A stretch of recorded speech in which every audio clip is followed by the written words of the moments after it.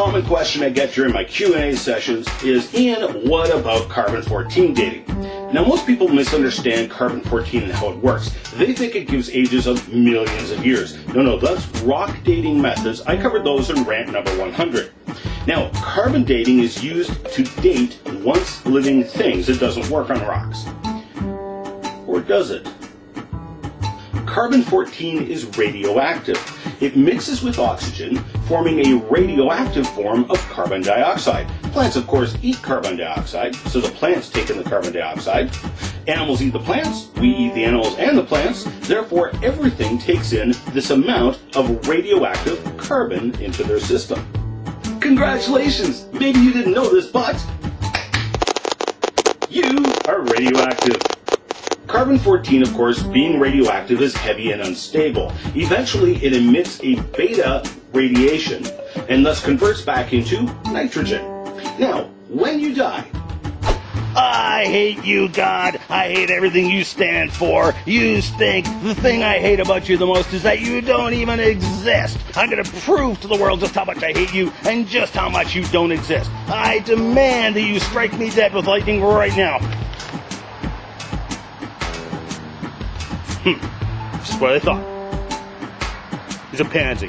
He doesn't exist. And the Toronto Maple Leafs suck.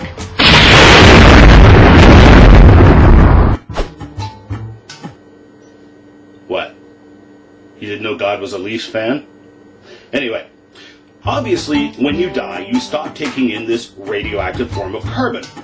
So, the radioactive carbon that's now in your body begins to break down radioactively, turning back into nitrogen.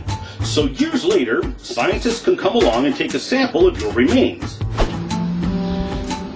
Oh yes, this will make an excellent sample right here. So by measuring the amount of carbon-14 in the sample, we can take a guess as to how long you've been dead. Now, carbon-14 breaks down very quickly. It has a half-life of only 5,700 years. Within 100,000 years, it's completely gone. Now remember that number. 100,000 years, no carbon-14. If it's 100,000 years old, there will be no carbon-14. There are a number of problems with the assumptions behind the carbon-14 dating method.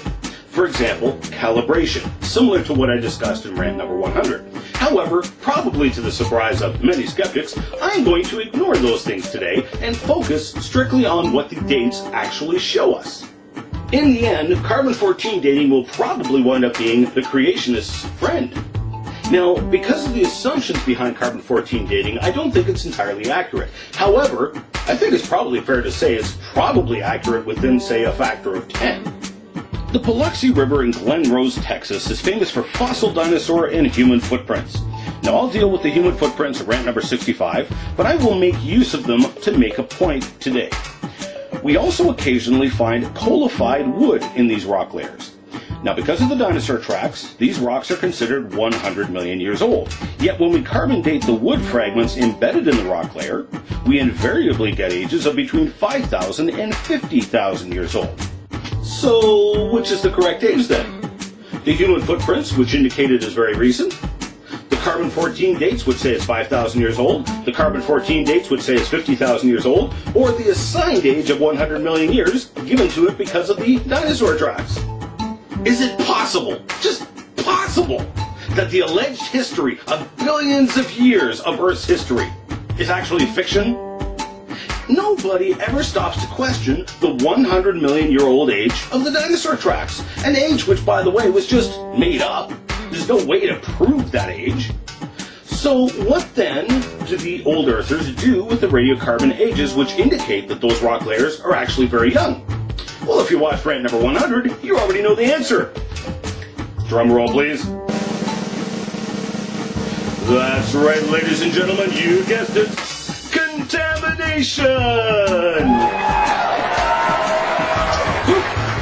Thank God there's a way to reject our scientific dates when they don't line up with evolutionary theory. Unless, of course, those scientific dates disprove those pesky creationists, in which case they must be correct and must be fact. So here's the thing. This is hardly an isolated case. You remember the age at which we have no carbon-14? 100,000 years, right? Good, you were taking notes. 100,000 years old and older, we should have 0 carbon-14 remaining in the sample. Yet, no matter where we take samples in the geologic record, no matter what the evolutionary assigned age of that sample, it always comes back with lots and lots of carbon-14 in it. This tells us that those samples are much younger than 100,000 years old, in spite of the fact that the samples come from dinosaur bones, allegedly 100 million years old, wood fragments from 230 to 100 million years ago, according to the alleged evolutionary age, coal, allegedly 300 million years old, carbon dioxide, allegedly 500 million years old, crude oil, allegedly 300 million years old, natural gas, allegedly 300 million years old, even diamonds, with an alleged age of 1 to 3 billion years old, with a capital B, still have lots of carbon-14 in them. And of course the critics just simply accuse the creationists of sloppy science and contaminating the samples. Well, actually, excess carbon-14 in the geologic record has been reported on in the secular literature for decades. Groups like the Rate Team and Hugh Miller just took it and ran with it. Now, because of the technical aspect of the subject and the fact that I'm trying to keep this video short, I'll let you do your homework yourself.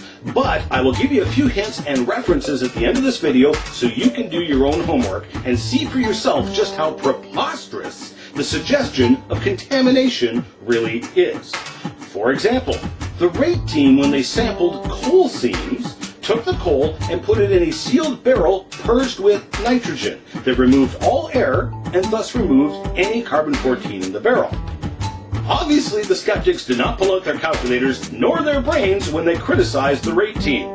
If they had actually done the math, they would have realized that even if the barrel was full of air, and thus contaminated with carbon-14, in fact, even if the entire lump of coal, the entire sample, had absorbed its own volume of air, that still would not have accounted for the excessive amount of carbon-14 in the coal.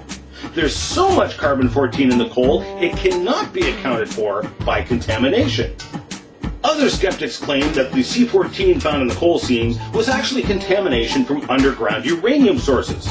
Again, apparently they did not put brain in gear before engaging mouth, because they didn't do the math and the calculations. In order to get this extremely high amount of carbon-14 in the coal samples, the coal would have had to have been approximately 99% uranium. Well, that's not coal, that's uranium. In fact, Sanders, in his recent article, examined 100 of these samples and concluded that the entire geologic record was shown to have been laid down by one event at the same time, consistent with the biblical account of a young earth and a worldwide flood. Now, we can even get samples from the Precambrian that contain excess amounts of carbon-14. However, to be most favorable to evolution, I'm going to ignore anything in the Precambrian. I'm going to stick to the oldest biological samples of 500 million years old with excess carbon-14 ages. I think the carbon-14 is not entirely accurate, but let's say the ages are correct. I personally claim that the Earth is 6,000 years old. Therefore, I might be out on my age by a factor of, say, 10. The evolutionary timescale, however, is out by a factor of at least 10,000. I'm willing to accept carbon-14 dating is accurate. How about you? But wait, if the Earth is young, and all these layers were laid down by one event, such as Noah's flood, then that means we have not had enough time for evolution. That means we were created. Which brings up the question, who is that creator? I would suggest to you that creator is none other than Jesus Christ. And you might want to ask yourself the question, what does my creator want of me? Perhaps you should be asking today what the creator would want of you. See you later.